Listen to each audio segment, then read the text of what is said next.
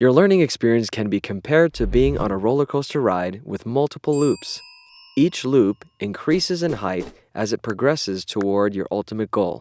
This roller coaster ride is very different from other roller coasters you have ridden. You have control over how high you go and how fast you arrive there. In order to arrive at your desired long-term goals and become your future L2 self, we must first have short-term goals.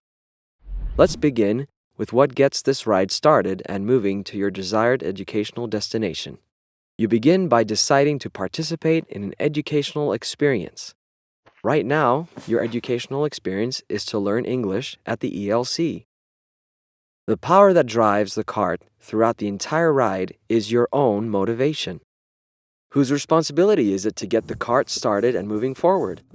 Who has control over the amount of energy that moves the cart? It is you. You have begun your quest for your long-term goal.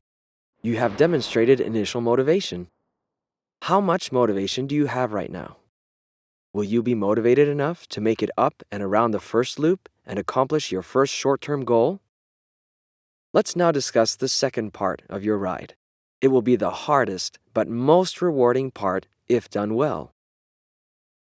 Going up the loop requires effort. Your motivation must be strong enough to push you up the loop.